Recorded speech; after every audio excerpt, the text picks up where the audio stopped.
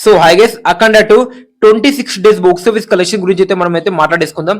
So ఈ cinema total collection కూడా చెప్పొచ్చు. ఈ వీడియోలో అయితే మనం అయితే డిస్కస్ చేసుకుందాం. సో ఎంత నష్టం వచ్చింది ఏరియా వైజ్ గా మాట్లాడేసుకుందాం. సో దానికన్నా ముందు అయితే సబ్స్క్రైబ్ లైక్ అయితే వేసుకోండి. సో ముందుగా మన తెలుగు స్టేట్ నుంచి అయితే ఉద్దామని చెప్పొచ్చు. తెలుగు స్టేట్ లో ఈ సినిమాకి అయితే టోటల్ చెప్పేస్తున్నా 21 కోట్ల షేర్ అయితే నష్టం అయితే వచ్చింది అని చెప్పొచ్చు. ఇది బాలయ్య కెరియర్ లోనే తెలుగు స్టేట్ లో అయితే బిగ్గెస్ట్ డిజాస్టర్ అని చెప్పొచ్చు.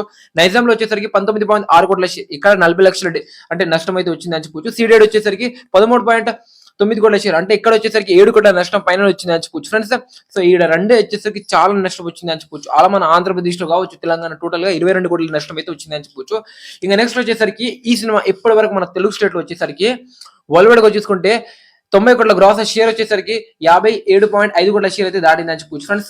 సో చూడు నష్టం ఎంత వచ్చిందో. ఇంకా నెక్స్ట్ వచ్చేసరికి మన నార్త్ కావచ్చు, ఓవర్సీస్ లో మొత్తం, ఇంకా మన ఇక్కడ హిందీ నార్త్ మొత్తం ఫ్లాప్ అయింది అని చెప్పొచ్చు. ఇక్కడ వచ్చేసరికి 10 కోట్ల బిజినెస్ జరిగితే ఫ్లాప్ అయింది అని చెప్పొచ్చు. ఓవర్సీస్ లో కూడా 15 కోట్ల బిజినెస్ జరిగితే కేవలం 5 కోట్ల షేర్ కలెక్ట్ చేసి ఫ్లాప్ అయింది అని చెప్పొచ్చు. అంటే 10 కోట్ల నష్టం.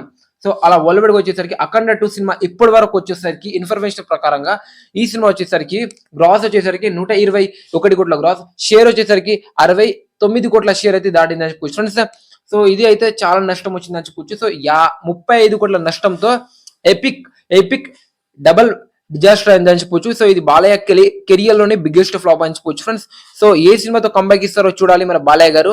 ఈ సినిమాతో అయితే ఫస్ట్ హ్యాట్రిక్ హిట్ తర్వాత ఈ సినిమాతో అయితే ఫ్లాప్ కొటేషన్ అని చెప్పొచ్చు ఫ్రెండ్స్. అది కూడా ఇలాంటి ఫ్లాప్ కాదు, 35 కోట్ల నష్టంతో తన కెరియర్ లోనే మన టాలీవుడ్ లో one of the biggest disaster అయితే చేసిన అనుకోవచ్చు. ఈ సినిమాకి ఫస్ట్ జరిగిన బిజినెస్ ప్రకారం చూస్తే ఇండియాలోనే బిగ్గెస్ట్ డిజాస్టర్ అయ్యి ఉండేది, కానీ బిజినెస్ అయితే తక్కువ చేసిన అనుకోవచ్చు.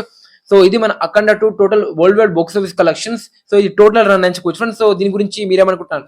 దీనికి మించి అయితే కలెక్షన్ వచ్చే అవకాశం అయితే ఈ సినిమాకి అయితే లేదనుకుంటా. సో మీరేమనుకుంటున్నారు డెఫినెట్ గా అయితే కామెంట్ చేయండి. మరి బాయ్, సీ యూ.